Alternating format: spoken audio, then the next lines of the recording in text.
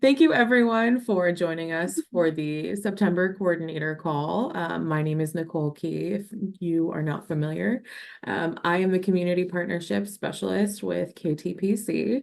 And today we have with us Traci Kennedy from American for Nonsmokers Rights Foundation and Amanda Bucher from the Kentucky Center for Smoke-Free Policy. They're going to be talking about coalitions, how to build coalitions, how to maintain coalitions, and all of that fun stuff. So, Traci, I am going to turn it over to you. That sounds great. Well, good morning, everyone. I want it to be fall here, but it's just not quite yet. So, although if you have not tried the pumpkin cream cold brew from Starbucks, that is the best part about fall. So as our host said, I'm Traci Kennedy. I'm the Midwest State Strategist with Americans for Nonsmokers Rights. So we work on the national level in all 50 states and a few territories exclusively on the issue of smoke-free policy change. And we've been doing this work for over 40 years, almost 50 years.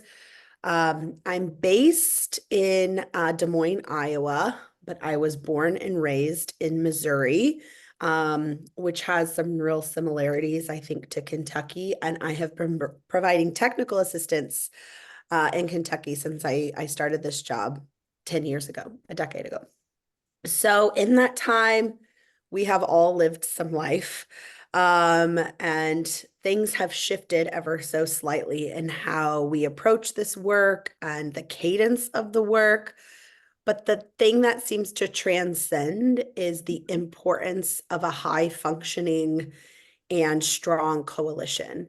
And whether you're working on smoke-free air or the retail landscape or even other community issues, a strong coalition can really accomplish anything. And that's really what I believe is the core, kind of the backbone of this work, and is so incredibly important. And some of you could probably be giving this presentation on keeping your coalitions healthy, their tune-ups, they're in good working condition.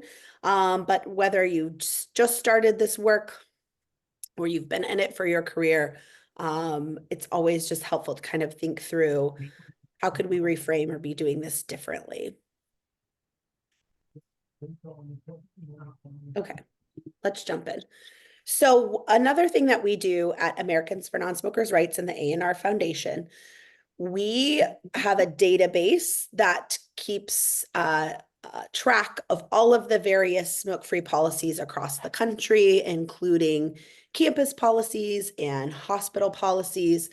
And so then every quarter we publish a map of these and a list. So you can go to our website, no-smoke, anytime. It's on the bottom of all my slides, and download the latest lists and maps to kind of see how your peers might be doing. So the blue states are states that have statewide laws that apply to all workplaces, restaurants, and bars. So that's what we kind of consider a strong or comprehensive, we once said, smoke-free law: workplaces, restaurants, bars. The triangles are municipalities, cities that have passed laws. And I think of all of our work. I mentioned Missouri, my home state. When I started this work, I was doing what you all were doing. I ran a local coalition and passed local smoke-free laws. A lot of those triangles are my blood, sweat, and tears in Missouri. And look at all of those in Kentucky. So when I look at this map, I think of all of the tremendous progress we have made. However, if I looked at this map in 2015, 2016, probably looked pretty similar. So we have continued to improve and grow the number of people, the percentage of people protected by this smoke-free workplace, bar, and restaurant laws. But we've also had the popularity and rise of e-cigarettes, and then having to go back and kind of add e-cigarettes to our smoke-free laws. We have had expansion of marijuana and cannabis and smoking in public places.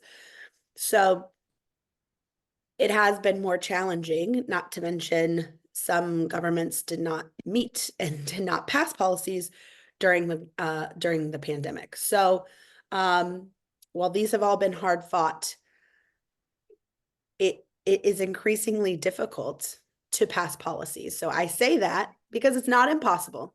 Absolutely not. We're seeing ordinances introduced all the time. We're working on a few in Indiana right now, your neighbors, but working on state laws in Pennsylvania and New Jersey. So progress is still happening. But it wouldn't happen at all without coalitions and communities pushing it. This is probably one of the things I talk about the most with my groups. And the states I work in range from, what you would think of Midwestern, Missouri, Iowa, Illinois, Indiana, and then over to Pennsylvania, Ohio, New Jersey. Who cares? It's a complicated landscape. There's a lot of noise. Who cares about the problem of secondhand smoke? It's not even a problem anymore. And that's our job. Our job is to remind people why they should care and create the sense of urgency that something must be done about leading causes of preventable death and disease. So there are a lot of complicated problems that we still don't quite have a solution for. Secondhand smoke isn't one of those. We know exactly what the problem is, well documented, why it's harmful. And the solution is to make indoor places smoke-free, one of the solutions. And it has an immediate impact that not only will improve the health of people in your community, but their smoke-free laws are also popular and well-liked by the community. So rarely do decision makers have an opportunity to have an impact while they're still in their position. And smoke-free air is one of those things where they can make a true impact and know it's going to be popular among the public. So we really should not assume people understand why secondhand smoke is still a problem in the community and what can be done about it. I think we do have an opportunity. I mentioned it before, maybe as a challenge, but what's interesting is that when we think about smoke, smoke is smoke, smoke-free is smoke-free. So when I'm talking about a smoke-free law, I mean traditional combustible cigarettes, I mean electronic smoking devices, and I also mean THC derivatives or cannabis. So even if cannabis, medical or recreational adult use of cannabis is not legal in your state, we still see use of vaping or dabbing THC derivatives, which would be like your Delta 8 or 789, those products. And so we have this opportunity to communicate with decision makers about how to modernize smoke-free policies and to have an evidence-based solution to concerns around youth vaping. And so it's a great direction to lean into and to encourage people to follow when they might talk about putting vape detectors in the schools, which is not as evidence-based. And it's rather expensive. So instead, talking about renormalizing indoor smoking through vaping and the confusion over enforcing smoke-free laws because you can't tell what type of product someone's using indoors, and that there's no safe level of secondhand smoke, whether it's coming from a combusted cigarette, a cigar, or an electronic smoking device. And just a note on that, I know that many of us are most comfortable talking about secondhand tobacco smoke, but the issue really is the nature of the particle. So just your moment of science this early in the morning, apologies. But secondhand smoke and aerosol creates tiny microscopic particles that can be breathed so deeply into the lungs. It's the same reason that ventilation systems are ineffective at removing the particles, because they are just too small. And that's what makes them dangerous. So it doesn't matter if the product claims not to contain tobacco or claims to only be vegetable glycerin or whatever they're claiming is being brewed in the bathtub and then putting into an electronic smoking device. It's the nature of the particle that makes it dangerous. And the same is true for cannabis as well. And it's these particles then that are hazardous to the bystander as well. So not only to the person inhaling them, but to the bystander, creating these health problems. So we, of course, your resources, our resources, no shortage of information on these problems associated with secondhand smoke and secondhand aerosol. But I never assume that our decision makers and our community members have an awareness of this level. And as I was kind of saying before, just to reiterate, smoke-free laws that are strong, simple, and fair have the greatest public health impact because they protect the most people and they're the easiest to enforce. So whether you have a law on the books or you're working on improving a policy, thinking about it from this perspective, that it's about health and it's about fairness and it's about making sure there's equity in business and health, because exemptions lead to inequities. So it's not only treating one business differently than another, which we have legal history of why that doesn't work. We have case law of how treating one business differently than another can lead to litigation and smoke-free laws being thrown out. So that's not why we do this. We don't, but it's an important point to make to decision makers. But more importantly, workers are left behind.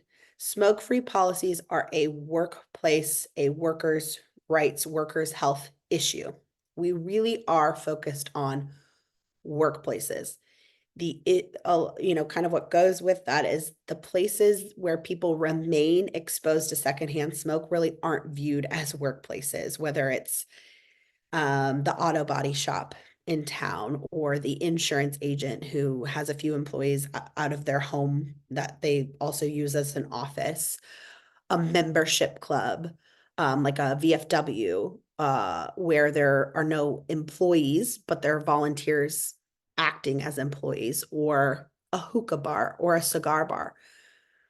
Regardless of whether or not someone chooses to work there based on their knowledge that smoking is allowed, we're still exposing people in a workplace setting and all the adjoining businesses to toxic secondhand smoke, which is extremely problematic to say, well, if you work in an office or you have a certain kind of job, your health and safety is very important. But if you work in a different type of job, you're on your own. You should probably find a different job or just accept that it's hazardous to your health. So when we say it out loud and call it out like that, it does sound a little bit ridiculous.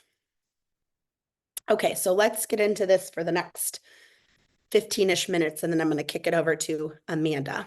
So my car's starting to get some age on it, and last week the check engine light went on, and I thought, does it really need service, or is this just, something I can ignore? And I think our coalition work has a strong parallel. And I think about after time, sometimes we look around and it's the same 3 to 6 people who not only are on this coalition, but also run every other community group. I grew up in a town of 10,000 people where I think 10 of us were doing most of the work on community betterment. So and you are probably doing 10 different jobs and might get another one next week that's required of you. So I understand the requirements that are upon you. But I think, just like they told me at the service shop, you should not ignore the check engine light.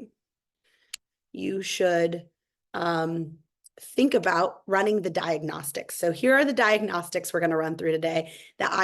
Fall is a great time to kind of think about, start shifting our brains to what is the status of our coalition going into the last quarter of this year?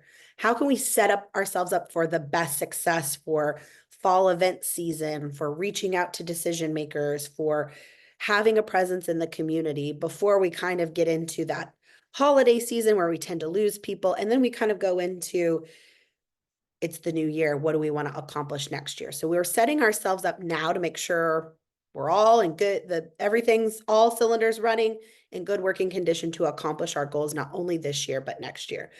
So we'll just kind of walk quickly through these steps of taking the inventory, checking the pressure, utilizing every tool that's available in the shop, consulting the experts, and then leaving with results. And maybe this is something, feel free to, if this is something that's helpful, just get your coalition thinking in a different way. If it works for you, use it. So taking the inventory, we have this tool that we use at A&R, which you all maybe have something similar, but if you want a recommendation, let me know and I'll send it to you. But we have this community readiness profile that really allows us to question and take an inventory of what is the baseline? Who are we as a coalition? Who is around the table? Who is missing? Who do we need to invite? Is everyone here because it's part of our job? And what does being a part of a coalition look like in 2024? So for most of my career over the last 10 years, being on a coalition meant we went to a monthly meeting and we all sat around the same table from, 12 to 1 the third Thursday. Like that's very much what coalition work looked like. But now things have shifted. And if we want to reach people, and the only people attending from 12 to 1 on the third Thursday are people who it's part of their job, and that makes sense because other people are doing their jobs that they're paid to do. So how do we make coalition work approachable? And how can people be a part of the coalition if they can't come to the coalition meeting? How can they engage with the issue? So thinking about not only who is around the table, but when do we set the table and how do we get people there? So I also can sometimes feel overwhelmed when it's just like, oh, we need more people. We need more people. That has never worked for me. I think it's being very specific and strategic about on the same profile. Why do we need these people? It's because they're a community leader, because they are still exposed to secondhand smoke. They have a powerful story to tell, because they have a connection to a decision maker. They're a faith leader, whatever it might be. And then at the baseline, what is the problem of secondhand smoke in the community? So we kind of know more globally what the problem is, but what's it actually look like where you are? Taking the inventory of where people are still exposed to secondhand smoke and what is the current policy on the books? Who has the power to change that policy? Is it a city policy? Is it a county policy? Or do we need to look at a campus, whether it's a work site or a college campus, which is more like a little p policy, but is still really important. So what is the problem? Where are people exposed and how do we solve that problem? Is the problem, community stakeholders want to do something about youth e-cigarette use. And one option is to pass a smoke-free policy that applies to e-cigarettes. All right, checking the pressure. I have the tire gauge. I know how to use it. Important to check the pressure in your vehicle, but also for your coalition. The tool we use for this is called power mapping. So the idea of power mapping is the person that you want to reach is at the center of the map. And this might be someone you want to be on your coalition, or you want to be a spokesperson. You want to record their story for a media campaign, or it might be a decision maker. So we want to identify who knows this person and who can bring them to the table. And so you're kind of thinking about, okay, well, do they have a family? And, who knows their family members? Where do they socialize? Are they a member of the country club or the Kiwanis or the Lions Club? And who do we know that's a part of the Kiwanis and Lions Club? How do we present to them? So mapping out where we want to have influence and then finding the connecting points. Again, all of these you may have experience with, but any of these, Amanda and I and others in our role can walk through this with your coalition or send it to you anytime. And then circles of influence. And this is where that role of the coalition comes into. So you might have your core group, and at the core, there's nothing wrong with only having 3 to 5 people that this is your paid work at the very core. And you're the ones kind of sending the emails and keeping the drumbeat going. That makes sense to me. But then what's at that next level? Who are the people that come to the table regularly and are engaged in decision making and are determining what the deal breakers are going to be, what the policy language is going to say, reaching out to decision makers and recruiting people. And then these people are maybe coming to a meeting. And then another layer, who is engaging on social media or through newsletter content or coming to your events or would be willing to talk to people in the community about the issue. And each of these circles is really important. And it's thinking about when people come to the table, kind of where do they fit and how do we send them with what they need to keep coming back. So we want to build positive political power. And that just means we want to have influence and we want to have presence in the community so that when we go to ask a decision maker to do something about secondhand smoke or smoke-free air, we have the political power to encourage their action in a positive way.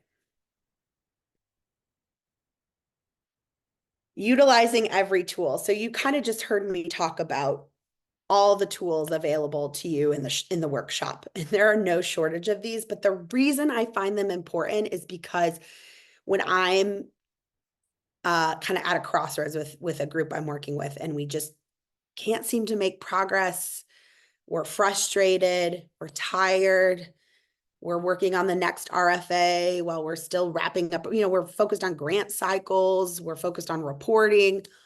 All of these are important, but something about these tools, which I've gone back to many times, help to break through those opportunities. And so whether it's that readiness assessment, maybe it's doing some strategic planning, media to keep the drumbeat of basic secondhand smoke education going in your community, and that community outreach piece. So this is another important thing where I think your partners can come to the table. So this isn't just for your coalition, but if another community group is doing a media campaign, or they're doing an assessment, or they're doing a strategic plan, how do members of your coalition bring your issue of smoke-free air, of tobacco prevention and vaping prevention? How do you participate to make sure it's part of their strategic plan?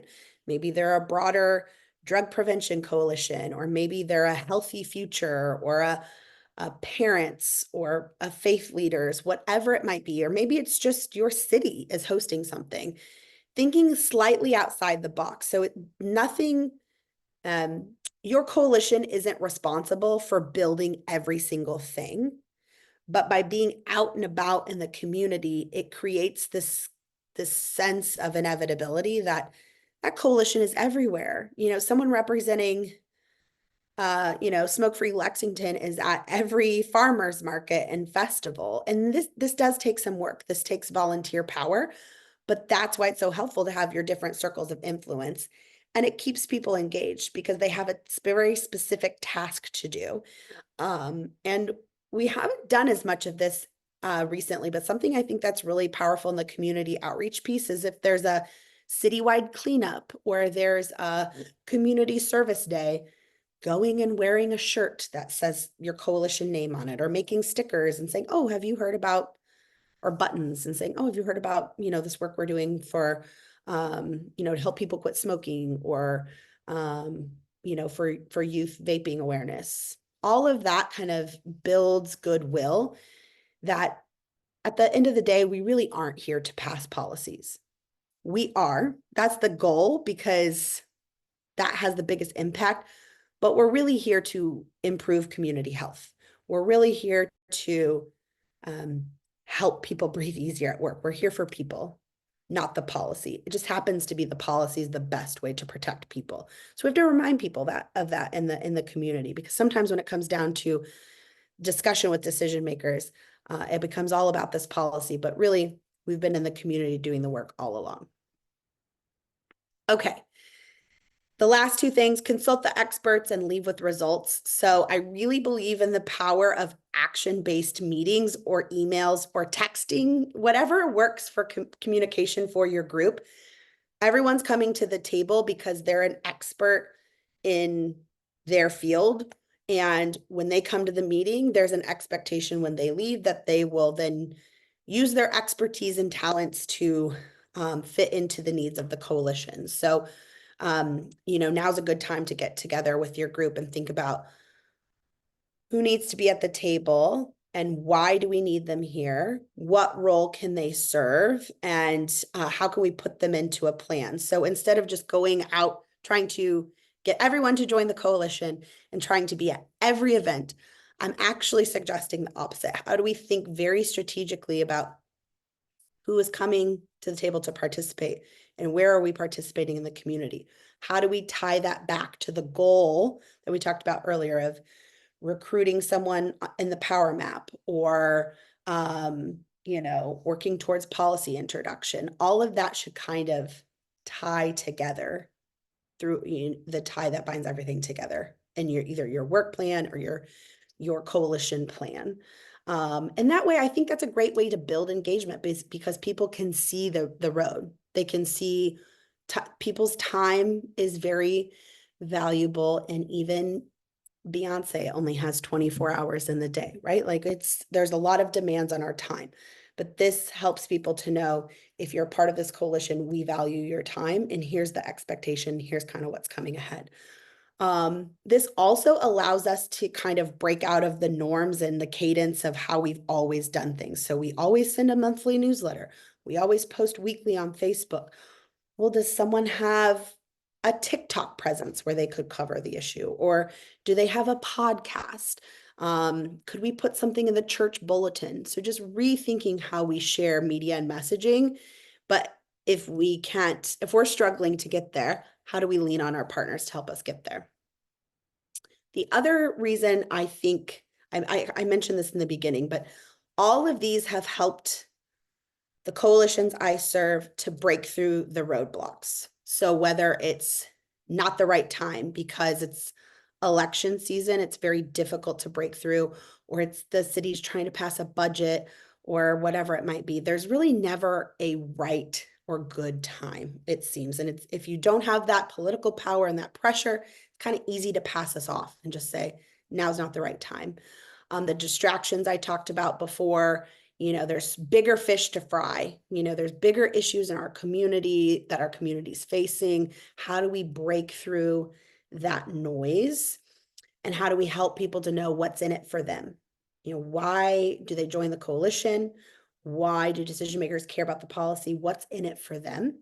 And how do we kind of, if we took the detour, we had to go off on a tangent because we spent 6 months trying to build relationships to get into the schools, and which is so important, but maybe we've been hyper fixated on one project. How do we kind of get back on the course and see how our actions and how we're spending our time relates to our overall goal? And the last thing I want to share with you all, again, no-smoke.org, we have a lot of examples, but one of the best ways to break through the noise and to build a strong coalition is to engage with those that can share their story to those most impacted by secondhand smoke. Working directly with musicians and casino workers across the country has really reinvigorated my energy and the importance of why, these are people, this is their job, people remain exposed to secondhand smoke, and without our action, they'll continue to have to choose between their health and a paycheck. So I hope this is just the beginning of us getting to know each other and chatting. They have my contact information. I'm going to kick it over to Amanda, but I'll check the chat to see what questions you have. And then after Amanda speaks, then we can go through some Q&A. So thank you for having me. And I look forward to hearing from Amanda.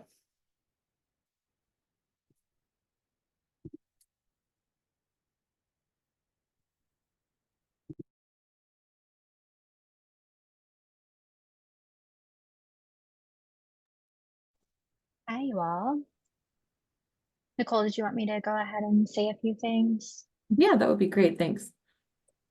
Well, I'm just hoping that you all can maybe unmute and ask a few questions or share some of your experiences that you've been having. I know in Thank the you. coalition, the coalitions that I worked with across the state, most have had struggles over the past few years. Traci mentioned a lot of them. The pandemic was kind of a stop